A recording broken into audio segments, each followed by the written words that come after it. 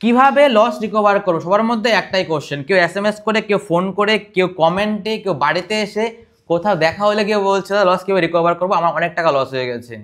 কেউ বলছে 50,000 টাকা লস, কেউ বলছে 1 লাখ টাকা, কেউ বলছে 10 লাখ টাকা, কেউ বলছে 1 কোটি, কেউ বলছে 80 লাখ। মানে কেউ বলে না যে দাদা কীভাবে প্রফিট করবো, সবাই বলছে লস কীভাবে রিকভার করবো। তোমাদেরকে যে কথাগুলো বলবো আজকে, যদি মেনে চলো গ্যারান্টিতে বলতে পারি খুব বেশি সময় লাগবে লস রিকভার করতে, কারণ আমি এই প্রসেস ফলো করছি। আমিও কিন্তু এক সময় প্রচুর টাকা মার্কেটকে দিয়েছিলাম, বাট এখন কিন্তু আমি লসগুলো রিকভার করে ফেলছি। কী হয় তা তোমাদেরকে আমি বলছি, ভালো করে শোনো কি বলছি। যখন আমরা ট্রেড নিয়ে কী করি, দেখা গেলো আমাদের ট্রেড নেওয়ার পর সামান্য প্রফিট দেখাচ্ছে, আমরা কিন্তু সামান্য প্রফিট নেই না। তার কারণ কি বলতো, আমরা এর আগে কিন্তু অনেক টাকা লস করে বসছি। ওই লসটাকে রিকভার করার জন্য সামান্য প্রফিট যদি নেই আমরা, তাহলে অনেক দিন সময় লাগবে লসটা রিকভার করতে। তাই কিন্তু আমরা চাই মোটা অঙ্কের একটা ক্যাপিটাল প্রফিট বুক করতে, সেই চক্করে পড়ে কিন্তু আমাদের লস হয়।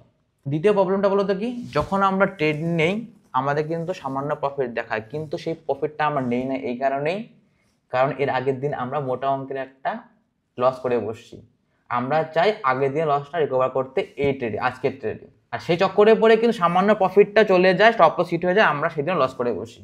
তাই এই কথাগুলোর মধ্যে একটা জিনিস কমন ছিল, বলো তো কি, মার্কেট কিন্তু আমাকে প্রফিট দিচ্ছিল কিন্তু মিনিমাম প্রফিট দিচ্ছিল, আমরা চাচ্ছিলাম ম্যাক্সিমাম প্রফিট। তোমাদেরকে আমি একটা কথা বলবো এখন, যদি মেনে চলো খুব তাড়াতাড়ি কিন্তু তোমরা লস রিকভার করতে পারবে। দেখো যখন তোমরা ট্রেড নাও, পিছনে যে লসগুলো করে এসছো সেগুলো ভুলে যাও, ভাববা যে এগুলো দান করে দিয়েছি। বর্তমানে যে ক্যাপিটাল তোমার কাছে আছে এটাই মেন ক্যাপিটাল। পিছনের লস 1 ঘন্টা আগে যে লসটা করেছো ওটা ভুলে যেতে লাগবে, এতদিনেরটা তো বাজে দিলাম। লসটাকে কোনোদিনও মনে রাখবে না, জাস্ট প্রফিটটাকে মনে রাখবে।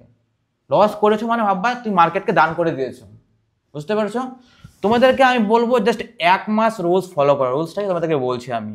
এতদিন তো অনেক ভুলই করেছো, অনেক লসই করেছো, আর 1 মাস যদি তোমার লাইফ থেকে চলেও যায় কোনো যায় আসে না। জাস্ট 1 মাস ফলো করো। ফলোটা কি করবে, যখন তুমি ট্রেড নেবে, একটা জিনিস কমন কি বলেছিলাম যে সামান্য প্রফিট দেখায়, কিন্তু যখন তুমি ট্রেড নিচ্ছ দেখা গেলো সামান্য প্রফিট দেখাচ্ছে, মার্কেট থেকে প্রফিট নিয়ে বেরিয়ে পড়ো।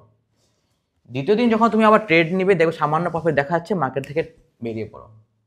এইভাবে যখন তুমি 1 মাস রেগুলার চলবে, এইভাবে তোমার মধ্যে একটা কনফিডেন্স চলে আসবে।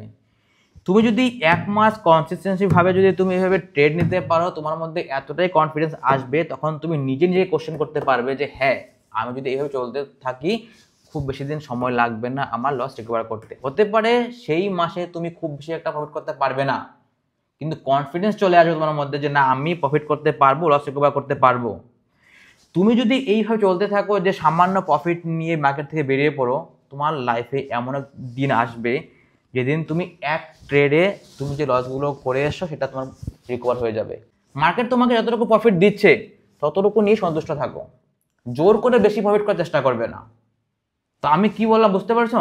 যদি ভালো লাগে ভিডিওটা কমেন্টে জানিও যে আমি ঠিক বলছি না ভুল বলছি, আর এইভাবে অ্যাপ্লাই করো। কম প্রফিটে মার্কেট থেকে বেরিয়ে পড়ে 1 মাস এভাবে চলো, দেখবে তোমার মধ্যে কনফিডেন্স আসবে। চলো।